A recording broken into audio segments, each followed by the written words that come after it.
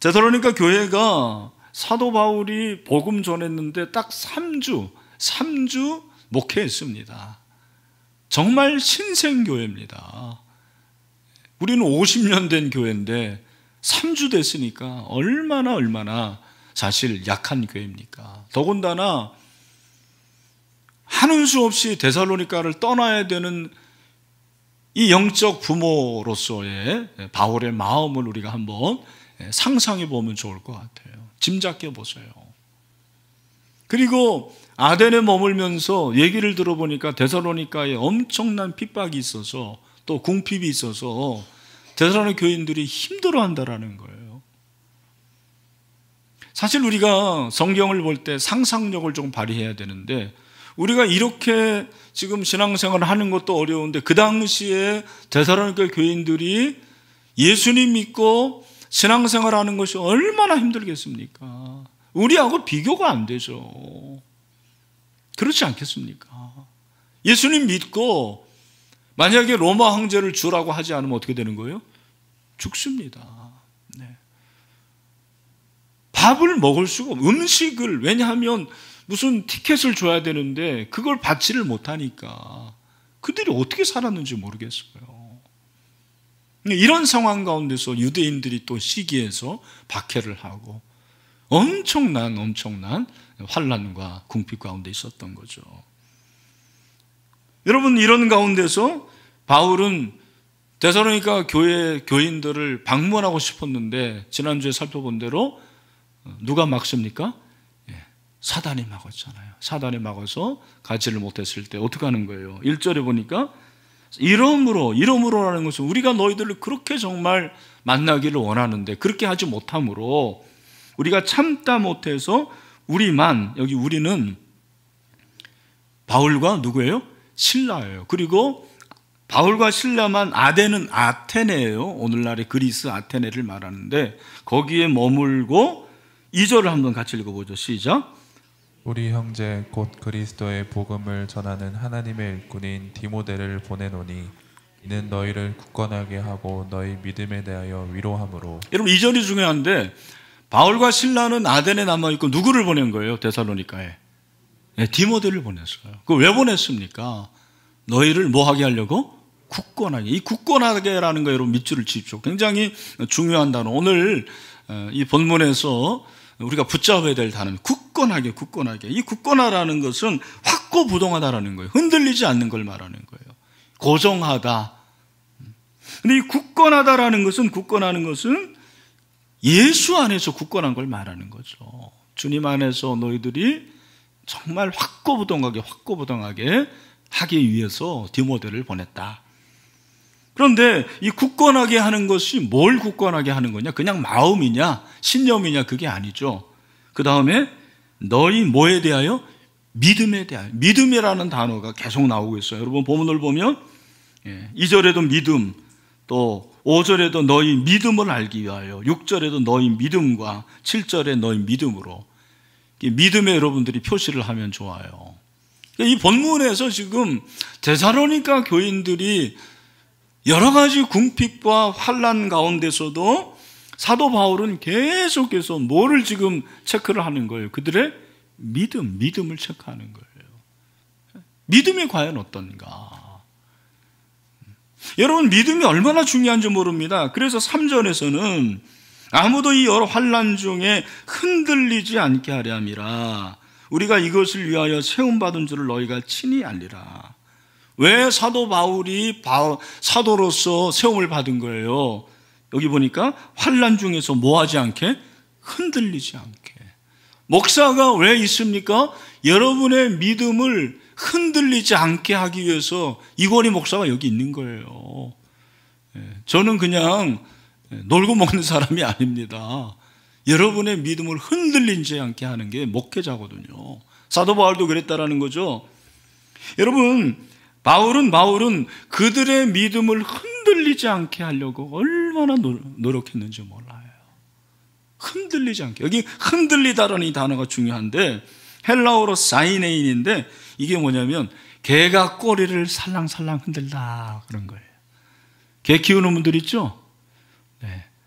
기분 좋을 때 걔는 어떻게 합니까? 꼬리를 살짝 이렇게 흔듭니다. 그죠? 그러다가 고양이 만나면 바로 내기를 버립니다. 그렇죠? 그게 바로 이랬다 저랬다 하는 거. 마치 겨처럼, 바람에 나는 겨처럼, 갈대처럼 왔다 갔다 거리는 거, 그걸 말하는 것입니다. 사도 바울은 데살로니가 교인들이 그렇게 믿음이 좋았다가 나빴다가 천국, 지옥 왔다 갔다 거리지 않았어요. 그렇게 하기를 원하지 않았습니다. 환난이 닥칠 때 신앙이 흔들리는 거, 그것을 지금 가장 경계하는 거예요. 오늘 이 말씀을 통해서 우리가 깨달을 수 있는 것이 무엇입니까? 믿음은 견고하여 흔들리지 않는 것입니다. 한번 따라해보세요. 믿음은 흔들리지 않는 것이다. 여러분, 흔들리지 마시기를 축원합니다. 바울은 데살로니가 후서에서도 그들이 흔들리지 않을 것을 강조하죠. 2장 2절에 뭐라고 그럽니까? 같이 한번 시작. 영으로나 또는 말로나 또는 우리에게서 받았다 하는 편지로나 주의 날이 이르렀다고 해서 쉽게 마음이 흔들리거나 두려워하거나 하지 말아야 한다는 것이라. 네, 마음이 어떻게 하지 않기를 원했어요? 흔들리지 않기를. 왜 흔들립니까? 두려워하니까 흔들리는 거예요. 그죠? 흔들리지 않기를 원했어요. 성경은 하나님의 사람들이 세상의 어떤 것으로 흔들리지 말 것을 요구를 합니다. 시편 125편 1절 여호와를 의지하는 자는 시온산이 흔들리지 않고 영원히 있음 같도다. 아멘. 고린도전서 15장 58절에서는 뭐라고 얘기합니까? 다 같이 시작. 그러므로 내 사랑하는 형제들아 견실하며 뭐하지 말라. 흔들리지 말고 항상 주의 일에 더욱 힘쓰는 자들이 되라. 할렐루야. 여러분, 흔들리지 마시기를 축원합니다. 믿음은 흔들리지 않는 거예요.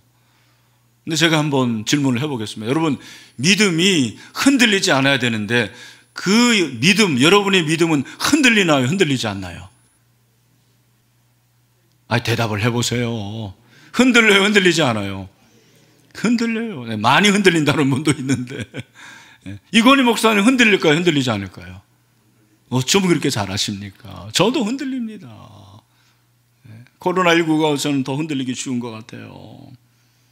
그래서 예수님은 흔들리지 말라고 하는데 왜 흔들리느냐? 흔들리는 이유가 뭘까? 원인이 뭘까?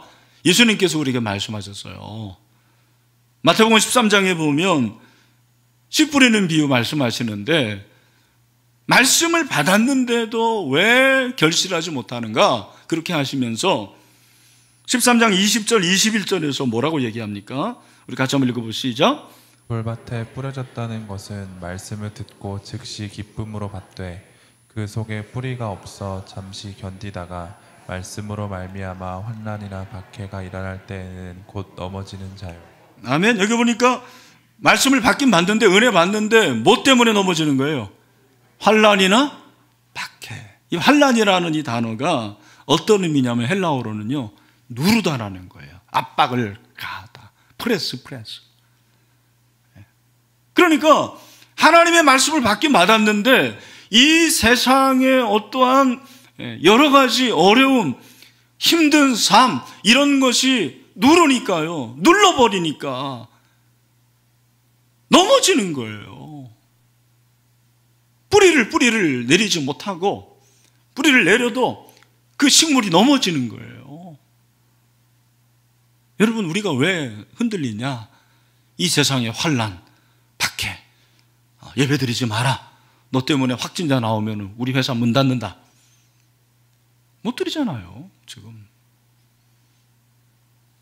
예수 믿으려고 그러는데 남편이나 부모님 예수 믿지 못하게 합니다. 그러면은 이게 아닌가 보다 하고 넘어지는 게 우리입니다. 흔들린다라는 거예요. 또 왜 흔들립니까? 22절을 보니까 뭐라고 그랬어요? 가시떨기에 뿌려졌다는 것은 말씀을 들으나 은혜 받으나 뭐예요? 세상의 염려와 재물의 유혹에 말씀이 막혀 결실하지를 못해요. 뭐 때문에? 여기 두 가지라고 했어요. 첫 번째는 염려, 그 다음에는 재물의 유혹. 염려와 물질 때문에 우리의 믿음이 흔들리는 거예요. 맞죠? 왜 우리의 믿음이 흔들리냐? 물질 때문에 그래, 돈 때문에 그래요. 세상의 유혹 때문에 그렇습니다. 예수님이 그렇게 말씀하셨어요. 누가복음 21장 34절, 말세가 될수록 이렇다라는 거예요. 그래서 조심하라라는 거죠. 같이 한번 크게 시작. 너희는 스스로 조심하라. 그렇지 않으면 방탕함과 술 취함과 생활의 염려로 마음이 둔하여지고 뜻밖의 그날이 덫과 같이 너희에게 임하리라. 아멘. 여기 보니까 조심해라. 방탕 뭐예요? 방탕이라는 것은 화랑방탕이라고 그러잖아요. 시간과 물질과 우리의 힘을 헛수고하는 거, 허비하는 게 방탕이에요. 탕자잖아요, 탕자. 그죠? 술 취하면 뭐예요? 그냥 술 많이 마셔서 곤드레 만드레 그게 술 취한 게 아니고, 이 술 취한다라는 것은 자기의 쾌락에 빠지는 거예요. 자기의 정욕에 빠지는 걸 술 취함이라고 말하는 거예요. 그리고 중요한 것이 생활의 염려. 이 생활의 염려가 다 있다라는 거예요. 여러분에게도 그런 생활의 염려가 있지 않습니까? 그 염려가 오면 그 염려로 나의 믿음이 흔들립니다. 은혜 받았지만 그 은혜가 온데간데 없이 사라지는 거죠. 그게 바로 우리의 문제라는 거예요. 참 제가 이렇게 코로나19 때문에 성도들의 소식을 들을 때 참 마음이 아픕니다. 여러분, 아무리 우리가 환난과 핍박이 있더라도, 생활의 염려와 그리고 재물의 유혹이 있더라도 저와 여러분은 흔들리지 않는 굳센 믿음, 그런 은혜가 있게 되기를 주님의 이름으로 축원합니다. 할렐루야. 그래서 7절에서 바울이 뭐라고 말하냐면, 우리 7절을 같이 한번 읽도록 하겠습니다. 7절 중요한 말씀이죠. 시작. 이러므로 형제들아, 우리가 모든 궁핍과 환난 가운데서 너희 믿음으로 말미암아 너희에게 위로를 받았노라. 아멘. 디모데를 보냈는데 걱정했는데 와, 의외로 디모데에게 좋은 소식이 오는 거예요. 데살로니가 교인들이 믿음으로 살고 있습니다. 얼마나 좋은지 몰라요. 우리가 모든 궁핍과 환난 가운데서, 이 궁핍이라는 것은 물질에 부족한 상태라, 그렇게 라이프트라는 학자는 얘기를 했어요. 이 환난이라는 것은 다른 사람들에 의해 당하는 고통이라고 그랬습니다. 저는 그냥 하나로 묻고 싶어요. 이게 고난이에요. 고난으로 인해서 데살로니가 교인들이 너무 힘들어하고 있다, 힘든 삶을 살고 있다는 것이죠. 그런데 그 궁핍과 환난에 대한 치료제가 있었는데, 그 치료제가 뭐냐면 너희 믿음으로 말미암아. 따라합시다. 너희 믿음으로 말미암아. 궁핍과 환난은 돈 가지고 안 돼요, 사실은. 무슨 성공 가지고 안 되는 거예요. 궁핍과 환난의 문제를 어떻게 이길 수가 있느냐, 어떻게 치료받을 수 있느냐, 치료제가 뭐냐면 믿음이라고 해요. 믿음. 마치 코로나 백신이 필요한 것처럼 환난과 궁핍 가운데서 어떻게 이겨나갈 수가 있느냐, 극복할 수 있느냐, 한 가지를 말하는데 그게 믿음이라는 거예요. 믿음으로 말미암아 그들이 그렇게 믿음이 있으니까 얼마나 좋았는지 8절에 보니까, 8절은 뭐라고 그랬어요? 우리 다 같이 한번 이 말씀 시작. 그러므로 너희가 주 안에 굳게 선즉 우리가 이제는 살리라. 아멘. 너희가 주 안에 굳게 선즉 무슨 말입니까? 너희가 믿음으로 사니까, 믿음으로 굳세니까, 힘든 상황 가운데서도 믿음으로 승리하니까 우리가 이제는 살리라고 그랬어요. 데살로니가 교인들이 믿음으로 사니까 누가 사는 거예요? 목회자가 사는 거예요. 바울과 디모데와 실라가 사는 거예요. 여기서 이 산다라는 것은 무슨 말입니까? 이 산다라는 것은 보람이 있다, 그 말이에요. 살만 난다. 살만 난다. 제 친구들이, 우리 대학 동창 모임 제가 가끔 나가면은 술 마시고 그래요. 야, 권희야, 너 목사지. 너 무슨 맛에 사냐 도대체. 예. 목사는 무슨 맛에 살까요? 목사는 설교하는 맛, 그것도 좋지만 여러분, 여러분이 믿음으로 사는 맛에 저는 사는 줄로 믿습니다.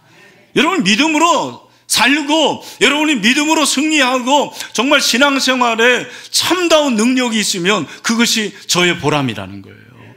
쉬운 성경이 이렇게 번역을 했습니다. 여러분이 주님 안에 굳게 서 있기만 한다면 그보다 더 큰 보람은 없습니다. 우리 전도자들은 알 거예요. 전도해가지고 그 사람이 신앙이 성장하고 세례받고 집사직분 받고 제자 훈련 받고, 와, 그 기쁨은 돈으로 살 수가 없는 거예요. 바울은 대로의 교인들이 주 안에 굳게 선즉 주 안에 굳게 서기를 원했어요. 바울이 자주 표현한 거, 굳게 서라. 고린도전서 16장 13절, 고린도전서 16장 13절에요. 같이 시작해요. 믿음에 굳게 서서 남자답게 강건하라. 아멘. 남자만 강건하면 되는구나. 남자만 굳게 서면 되는구나. 아니죠. 우리 자매들, 우리 여성 성도님들 굳게 서지게 되기를 축원합니다. 갈라디아서 5장 1절에도 말씀하시잖아요. 다 같이 그리스도께서 우리를 자유롭게 하려고 자유를 주셨으니 그러므로 굳건하게 서서 다시는 종의 멍에를 매지 말라. 여러분, 굳건하게 서서 종의 멍에 매지 말고 여러분 복음으로 일어설 수 있는 은혜가 있게 되기를 주님의 이름으로 축원합니다. 제가 보니까 성경에 환난이라는 단어 159번이나 사용됐더라고요. 아, 이게 환난이 다반사구나.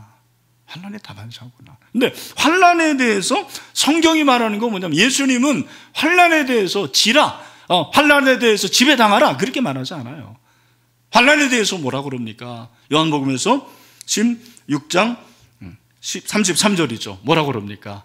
다 같이 또 시작. 이것을 너에게 이루면서 너희로 내 안에서 평안을 누리게 하려 함이라. 세상에서는 너희가 환난을 당한다. 뭐라? 담대하라. 다 같이 담대하라. 여러분 담대하게 될 줄로 믿습니다. 우리가 담대하는 거 왜? 예수님이 세상을 이겼기 때문입니다. 할렐루야. 이게 중요한 거예요. 예수님이 세상을 이겼기 때문에 우리가 담대할 수 있는 거예요. 환난 가운데 담대하면 하나님이 약속을 내주시죠. 무슨 약속입니까? 시편 50편 15절 말씀 뭐라고 그랬어요? 환난 날에 나를 부르라. 내가 너를 어떻게? 건지리니 내가 나를 영화롭게 하리로다. 아멘. 여러분, 우리는 하나님이 나를 건진다라는 것에 은혜가 있는데 저는 늘 이 말씀 볼 때마다 그 다음 말씀이 더 눈에 가요. 내가 나를 영화롭게 하리라. 아니, 환난 날에 하나님을 부르는 게 무슨 영화롭게 하는 거예요? 여러분 잘 들으십시오. 이 영화롭게 하다라는 이 단어가 히브리어로 보면 원형이 카바드예요. 카바드가 영광이에요. 무게. 영광은 무게잖아요. 무겁다예요.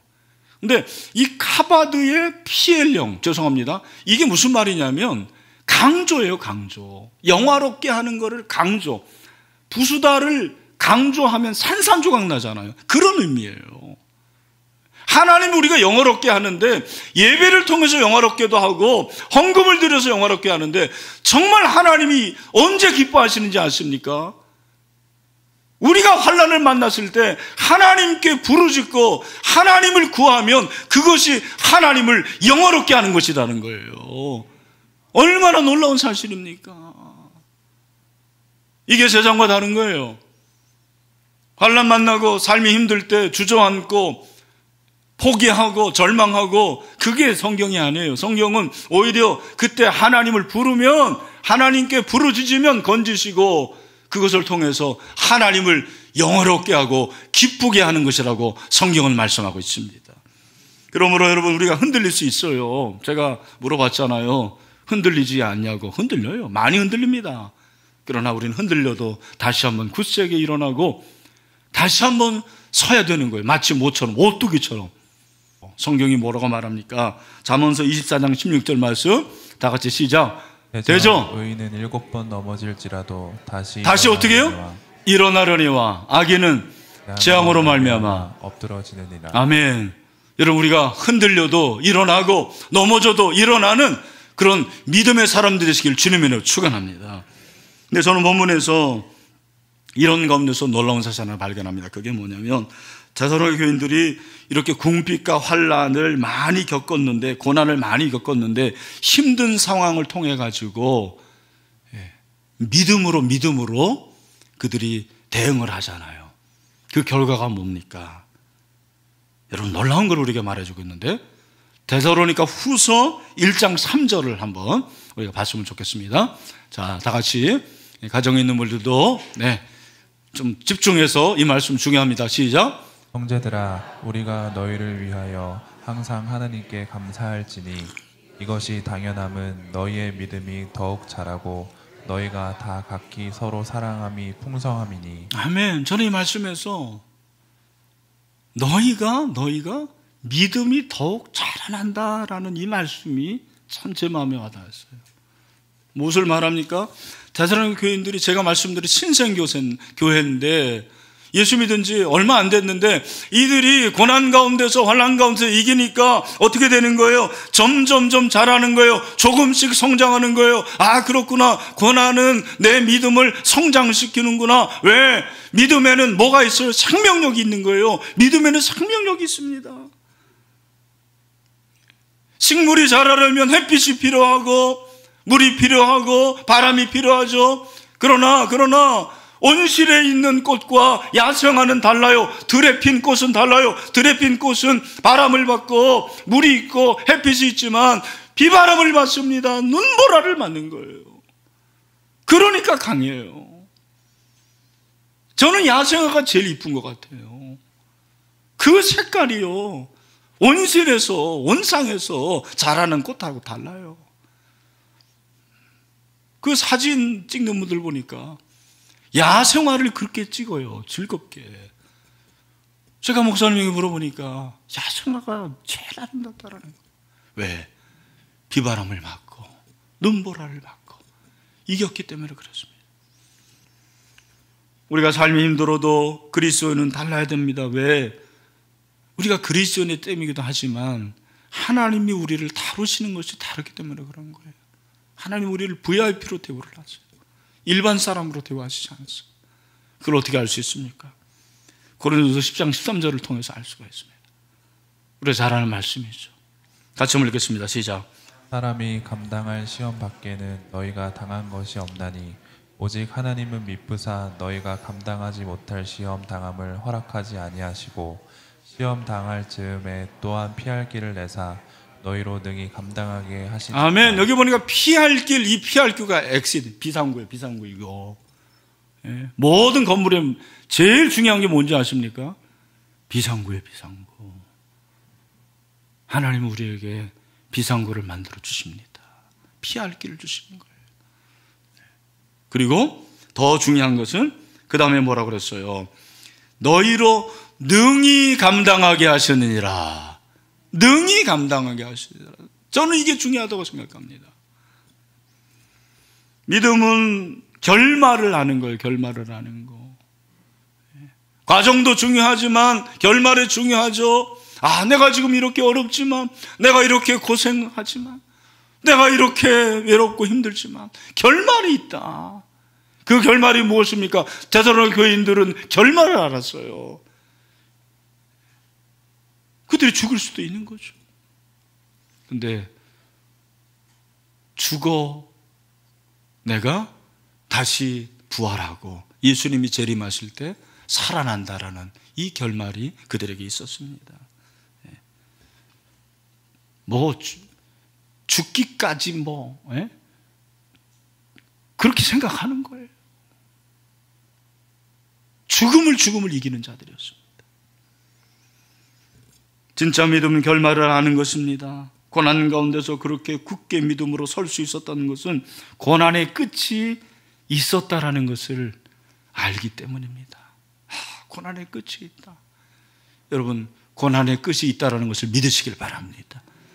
그것은 바로 승리요, 부활이요, 생명이라는 것을 믿으시는 여러분 되시길 축원합니다.